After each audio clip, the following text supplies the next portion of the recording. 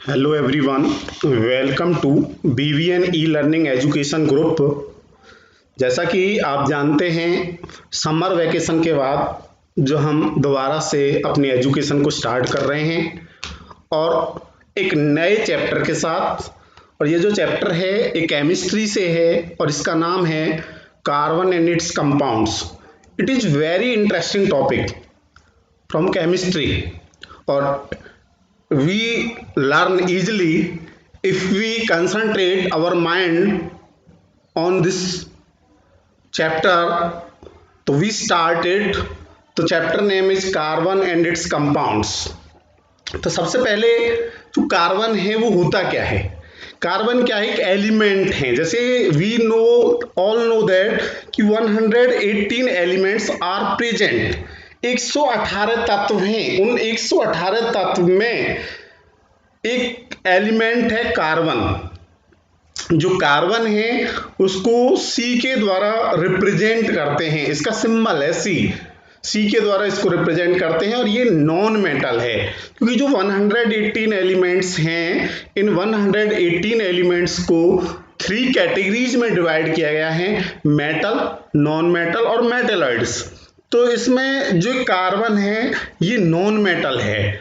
और ये जो कार्बन है ये इसको लैटिन वर्ड कार्बो से लिया गया है जिसका अर्थ होता है कॉइल। तो this is because carbon is mains constituent of coal. तो कॉइल का ही ये मुख्य क्या है, एक संगठक है। कंस्टिट्यूएंट का मतलब होता है संगठक। तो द अमाउंट ऑफ कार्बन, और जो कार्बन की मात्रा होती है इन अर्थ क्रस्ट, पृथ्वी की भूपर पट्टी पर, and atmosphere, it is very small, बहुत थोड़ी मात्रा में ये पाया जाता है। ये लगभग इसकी, जैसे earth crust contains only 0.02% carbon in the form of minerals जैसे कार्बोनेट्स के रूप में, पेट्रोलियम के रूप में, जिसमें पेट्रोल आता है, डीजल आता है, उसके रूप में ये पाया जाता है। और एटमॉस्फेयर में ये पाया जाता है हैज ओनली 0.03%। किसके रूप में, कार्बन डाइऑक्साइड गैस के रूप में। तो बहुत थोड़ी मात्रा है इसकी, किसकी, कार्बन की। In spite of this small amount of available in nature, इतनी थोड़ी मात्रा होने के बाद भी जो कार्बन एलिमेंट है has an immense importance in every sphere of life. इसमें मतलब क्या है, इसका बहुत बड़ा एक महत्वपूर्ण योगदान है जीवन में। तो importance of carbon can be guess, इसको अंदाज भी लगाया जा सकता है from the fact that we are our self made up of carbon compound, क्योंकि हम खुद ही कार्बन कंपाउंड से बने होते हैं। जो हमारा शरीर है, जो मानव शरीर है, ये किससे बना हुआ है, कार्बन कंपाउंड से बना है, जिसको कहते हैं organic compounds. In fact all the living things, जितनी भी जीवित वस्तुएं हैं, चाहे प्लांट्स हैं चाहे एनिमल्स हैं, वो सारे किससे बने होते हैं, are made up of carbon based compounds, जिनको क्या कहते हैं, ऑर्गेनिक कंपाउंड्स कहते हैं। तो इतनी स्मॉल अमाउंट होने के बावजूद भी इसका बहुत ही महत्वपूर्ण योगदान है। It is plays very important role.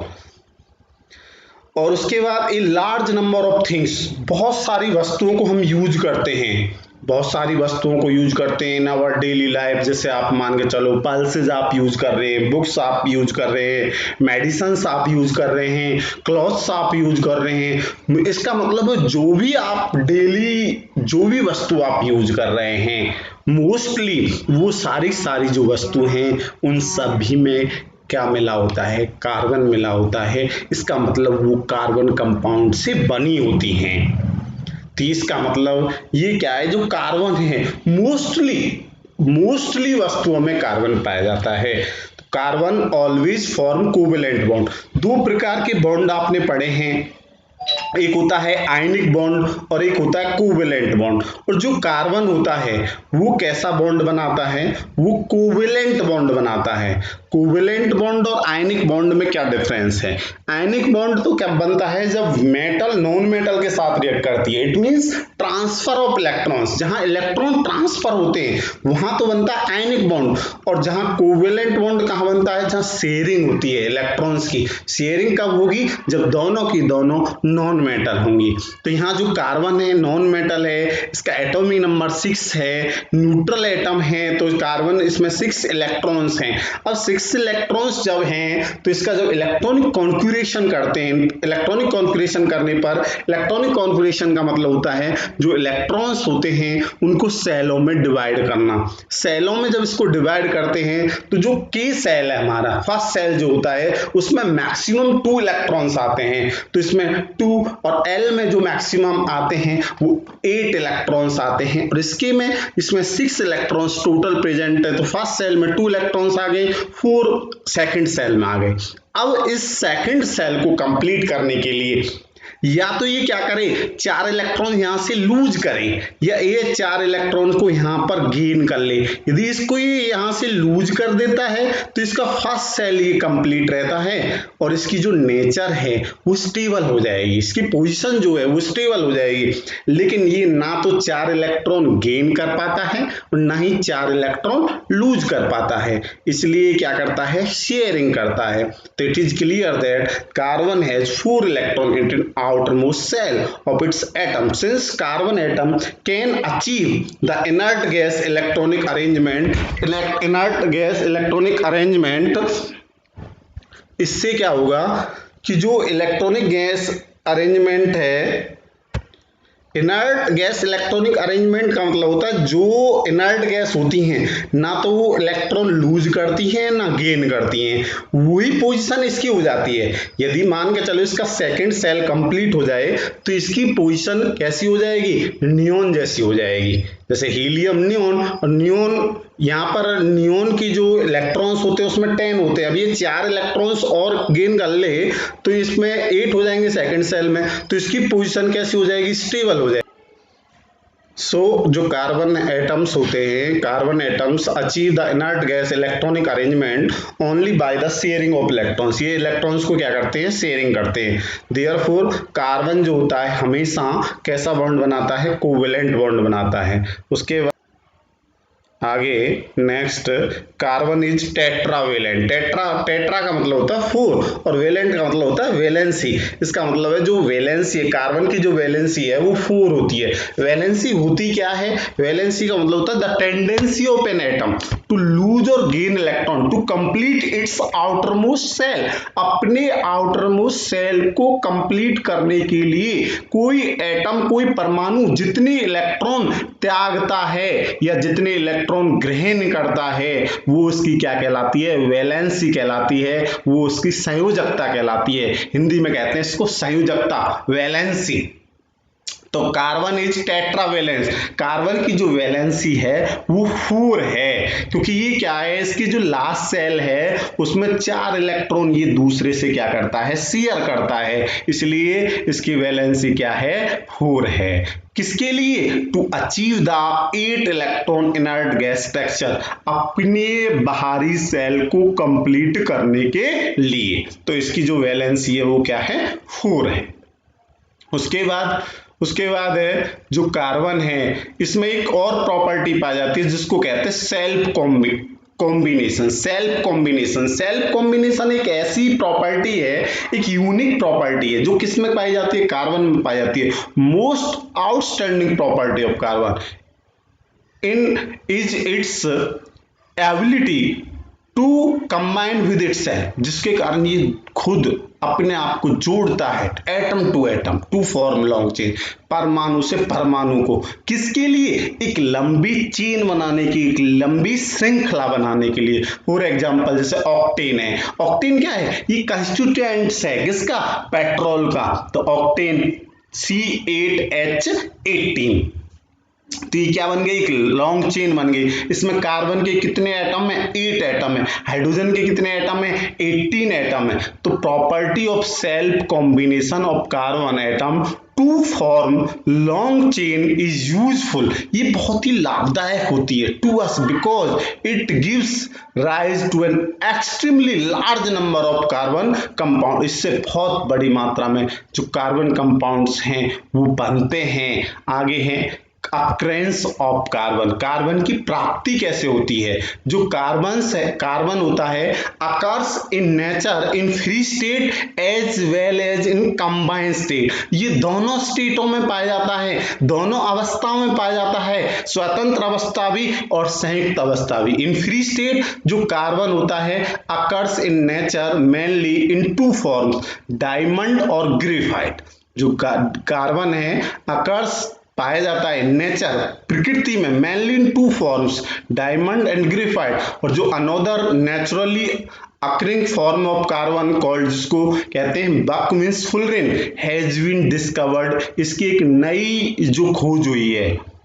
ये क्या है, ये रूप ही है, क्या है, रूप कार्बन के ही तीनों की तीनों, और ये फ्री स्टेट में पाए जाते हैं तीनों की तीनों। और एक न्यू डिस्कवरी है वो है बकमिस फुलरेन।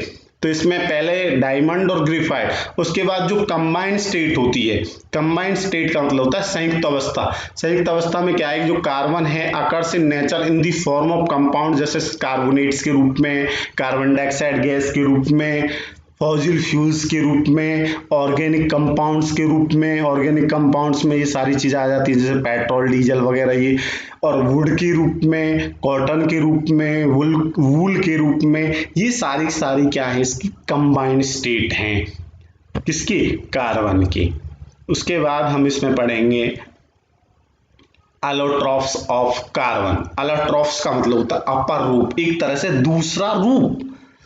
जब वेरियस फिजिकल, जैसे दूसरा रूप का मतलब होता है जैसे जो कार्बन है, मान के चलो यहाँ पर एक कोई एग्जाम्पल ले लें, हम एग्जाम्पल ले लें, मान के चलो किसी का नाम, मान के चलो एक हमने माँ दुर्गा, कोई कहते हैं माँ सरस्वती, एक ही रूप है वो, उसके अलग अलग अवतार है। इसी प्रकार एक रूप है उसका, एलोट्रॉप्स ऑफ कार्बन भी एक तरह कार्बन का ही एक दूसरा रूप है, कार्बन के अपर रूप जिसको कहते हैं। तो इसमें various physical forms in which an elements can exist, अलग अलग रूप में, आर कॉल्ड, इसको कहते हैं allotropes of the elements. The three allotropes of carbon are diamond, graphite और बकमिस फुलरेन। तो इसमें हम पहले पढ़ेंगे डायमंड और ग्रेफाइट के बारे में। तो डायमंड जो होता है कलरलेस ट्रांसपेरेंट हो सब्सटेंस होता है, कलरलेस, कोई रंग नहीं होता। इसमें एक्स्ट्रा ऑर्डिनरी ब्रिलियंस पाई जाती है, बहुत अत्यधिक चमक पाई जाती है, बहुत हैवी होता है, बहुत मजबूत होता है। It is hardest natural substance और diamond does not conduct electricity, और इसमें से विद्युत भी पास नहीं होती। और जब व्हेन इट इज बर्न, और जब इसको जलाया जाता है, only carbon dioxide gas is produce, केवल कार्बन डाइऑक्साइड गैस निकलती है। और ग्रेफाइट जो है, ग्रेफाइट इज ग्रेस, ये ब्लैक ऑपिक सब्सटेंस, एक अपारदर्शी एक पदार्थ होता है काला। और graphite is lighter than diamond, और ये क्या है, डायमंड से हल्का होता है। ग्रेफाइट सॉफ्ट होता है, स्लीपरी होता है, चिकना होता है टू टच करने पर। और ग्रेफाइट जो होता है वो इलेक्ट्रिसिटी को कंडक्ट करता है। और जब ग्रेफाइट को भी बर्न करते हैं in presence of oxygen, only carbon dioxide gas is produced, केवल और केवल। तो ग्रेफाइट को आप बर्न कर रहे हैं तब भी कार्बन डाइऑक्साइड गैस निकल रही है, आप डायमंड को बर्न कर रहे हैं तब भी केवल और केवल कार्बन डाइऑक्साइड गैस निकल रही है। इट मींस कार्बन को आप जलाएंगे तब भी कार्बन डाइऑक्साइड गैस निकलेगी। इसके क्या है, ये अलग अलग फिजिकल स्टेट हैं, अलग अलग रूप हो गए, क्या, डायमंड और ग्रेफाइट। उसके बाद हम इसमें नेक्स्ट जो टॉपिक, उसमें नेक्स्ट जो लेक्चर है उसमें हम पढ़ेंगे कि structure of diamond and graphite.